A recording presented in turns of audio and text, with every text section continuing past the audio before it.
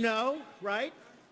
Right. Speaker of the House of Indonesia, he's here to see me. Setya Novanto.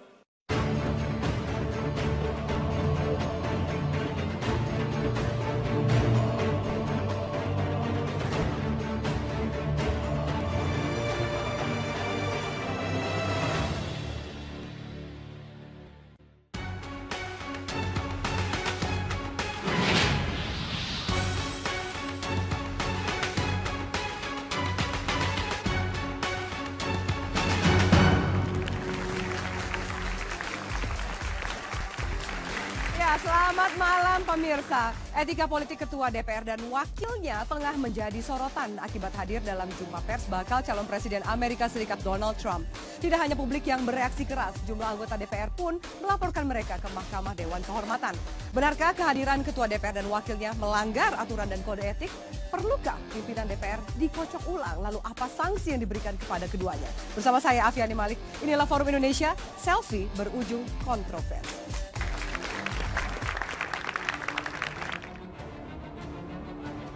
Kehadiran Ketua DPR Setia Novanto dan Wakil Ketua DPR Fadly Zon dalam acara kampanye peserta kontes bakal calon Presiden Amerika Serikat Donald Trump beberapa hari lalu menuai kontroversi. Seperti diketahui, Ketua DPR dan rombongan berada di Amerika Serikat dalam rangka memenuhi undangan konferensi Ketua Parlemen Dunia yang berlangsung pada 31 Agustus hingga 2 September di markas PBB New York, Amerika Serikat.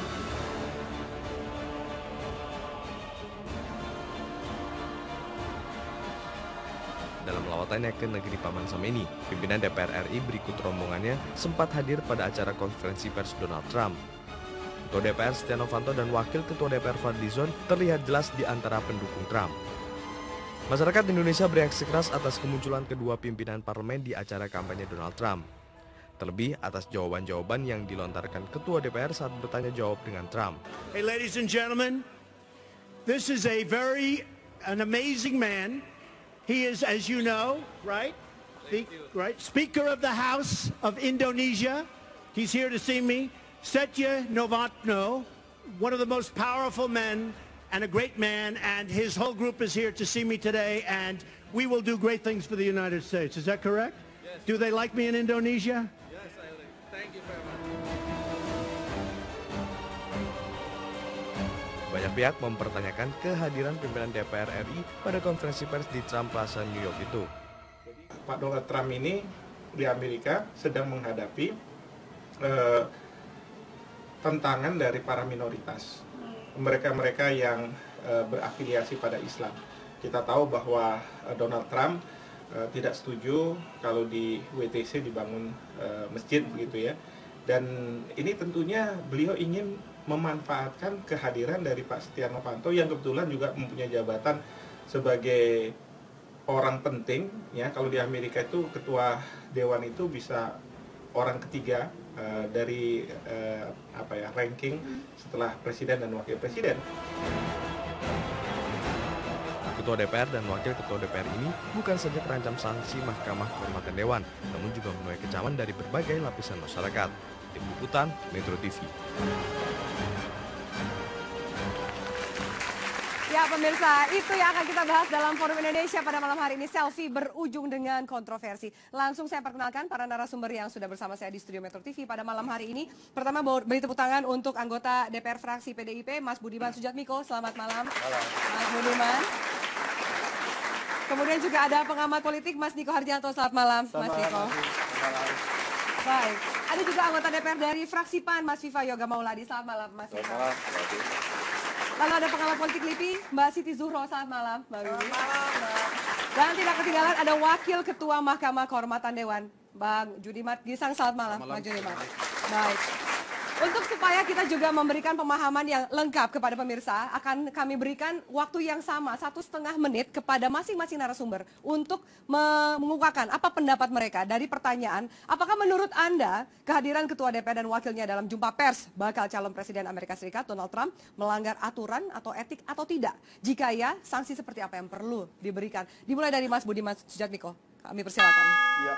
Kehadiran pada seorang pejabat tinggi Indonesia dalam sebuah kampanye politik calon presiden di luar negeri itu pelanggaran etika politik. Tetapi apa yang dinyatakannya saat Donald Trump mengatakan bahwa apakah sebagai orang kuat Indonesia dengan segala kalimatnya berujung dengan pertanyaan, Anda akan melakukan atau dia akan melakukan hal-hal besar untuk Amerika Serikat. Is that correct? Dan Ketua DPR kita, juru bicara rakyat Indonesia mengatakan bahwa ya. Artinya dia menyetujui bahwa dirinya akan melakukan hal-hal besar bagi Amerika Serikat. Padahal seorang anggota dewan disumpah hanya untuk setia pada satu negara, NKRI. Tapi dia di depan publik menyatakan, ya, ketika ditanya apakah melakukan hal besar untuk Amerika Serikat. Dia sebenarnya bisa menjawab, saya akan melakukan hal besar untuk memperbaiki atau meningkatkan relasi Indonesia dan Amerika Serikat. Itu masih bisa dipahami. Tapi kalau menyatakan akan melakukan hal besar untuk Amerika Serikat, sementara dia adalah Ketua Dewan Perwakilan Rakyat Indonesia, dia memberikan loyalitas ganda pada negara lain. Jadi bagi saya, kemudian setelah saya cermati, saya amati, ini bukan soal etika. Tapi? Bisa dikatakan melanggar konstitusi. Melanggar konstitusi? Ya, karena menyatakan kesetiaan pada negara lain. Mungkin tidak sadar Ketua DPR mengatakan itu, menjawab pertanyaan dari Donald Trump itu pada saat jumpa pers? Posisinya terlalu besar untuk sekedar hilaf. Katakanlah hilaf. Okay. Katakan tidak sadar, segera dia bisa minta maaf. Oke, baik. Ditahan di situ Mas Budiman. Terlalu besar porsinya hanya untuk alasan hilaf. Segera harus minta maaf bisa. Baik, oke. Kita tanya apa pendapat dari Mas Niko Harjanto sebagai pengamat politik. Silakan. Ya, saya kira ada beberapa hal yang memang itu dilanggar. Jadi sisi peraturan pasti ada, nanti akan ketemu. Misalnya, kenapa dalam forum yang seperti itu menggunakan bahasa Inggris? Sementara kan ada aturan undang-undang bahwa pejabat negara itu harus menggunakan bahasa Indonesia sebagai bahasa persatuan kita. Kemudian yang kedua, kalau memang pertemuan itu pertemuan resmi, kenapa yang mengorganize itu adalah orang lain? Padahal kalau dalam tatib DPR pasal 58, itu semua urusan DPR ke luar negeri itu harusnya dikoordinasikan oleh BKSAP. Badan Kerjasama Antar Parlemen, bukan antar pengusaha. Gitu. Ini harus dipahami. Yang ketiga, saya kira yang tidak kalah pentingnya adalah ketika kemudian membuat pernyataan-pernyataan yang memang mengindikasikan ya entah itu ketidakdewasaan dalam berpolitik, artinya tidak tahu ini sebenarnya konteksnya bagaimana, atau memang itu kesengajaan untuk menunjukkan bahwa dia ingin show off, ingin tampil di Amerika supaya publik Amerika supaya nantinya lebih favorable, misalnya seperti itu bisa saja. Tapi saya kira itu adalah pelanggaran yang serius terhadap sisi etika. Yang ketiga yang saya kira tidak kalah pentingnya adalah sense of crisis itu nggak kelihatan sama sekali dalam pertontonan yang kemarin itu. Padahal kita tahu di dalam negeri kita sedang menghadapi masalah ekonomi yang sangat berat, kemudian kita masih menghadapi masalah asap, masalah macam-macam. Tapi yang dipertontonkan adalah Ketua DPR, pimpinan DPR menghadiri press conference dari bakal calon presiden, dan kemudian ketahuan memakai jam tangan yang sangat mahal. Gitu. Itu saya kira kan hal yang tidak pantas lah. Iya. Ini jam tangan sudah mulai dibawa-bawa. Baik, terima kasih Mas Niko. Mas Viva, dari tanggapan Anda? Terima kasih Mas Niko. Mas Viva, dari tanggapan Anda? Kalau soal etika itu adalah baik atau buruk, kalau soal hukum itu adalah benar atau salah. Kalau kemudian datang ke Amerika dalam rangka tugas negara, kemudian ada program lain di luar tugas negara, itu yang tidak boleh. Nah, nanti bisa didefinisikan oleh MKD, apakah itu termasuk pelanggaran hukum atau pelanggaran etika. Itu nanti prosesnya, karena perlu ada klarifikasi dari MKD. Itu yang pertama. Yang kedua, jadi memang ini adalah persoalan etika pejabat publik. Persoalan pejabat publik itu sangat berkaitan dengan tugas pokok pejabat sebagai pimpinan salah satu lembaga negara yang harus taat patuh pada aturan-aturan yang ada, terutama pada undang-undang dasar, pada undang-undang dan di bawahnya. Kalau mereka tidak merasa melakukan kesalahan seperti apa? Nanti ada klarifikasi dari MKD, apa benar itu ada pelanggaran hukum, ada pelanggaran etika. Ya. Tapi kalau kemudian program bertemu dengan Donald Trump itu adalah bukan bagian dari program, itu berarti harus ditanyakan oleh MKD, apakah ini termasuk punya persoalan hukum atau persoalan etika. Proses untuk itu sudah ada, karena MKD itu adalah merupakan alat kelengkapan dewan yang bersifat independen, yang mandiri, dan tidak terkotak-kotak. Jadi merupakan sebuah mahkamah yang bertugas untuk mengawasi seluruh tingkah laku anggota DPR. Baik, bolanya digulirkan ke MKD.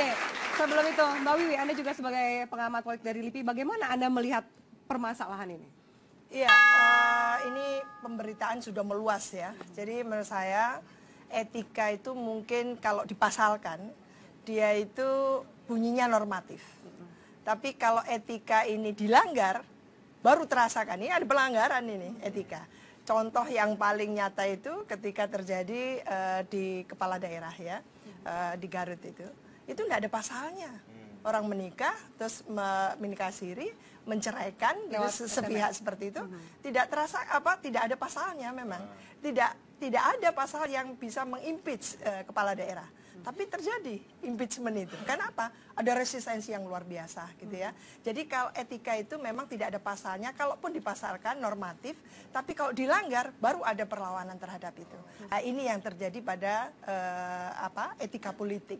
Menurut saya sudah lama kita senantiasa merasakan ada pelanggaran-pelanggaran itu. Pelanggaran ini karena apa? Karena wujud dari kurang empatinya gitu ya, para pejabat publik. Ini kan lembaga tinggi negara gitu ya. Baik eksekutif maupun legislatif, para pejabatnya itu harus punya etika politik. Karena itu bagian tak terpisahkan dari moral politik kita. Jadi politik itu, demokrasi itu harus dilakukan dengan plus moral politik, etika politik. Nah ini yang sedang dipersoalkan serius dan menurut saya sudah saatnya kita diberikan pemberitaan yang sangat clear tentang ini. Sangat clear dan transparan. Menarik, itu tadi tanggapan para narasumber. Bang Judimat, saya juga menantikan tanggapan Anda, tapi saya akan berikan giliran Anda usai jeda berikut ini. Tetaplah bersama kami pemirsa di Forum Indonesia.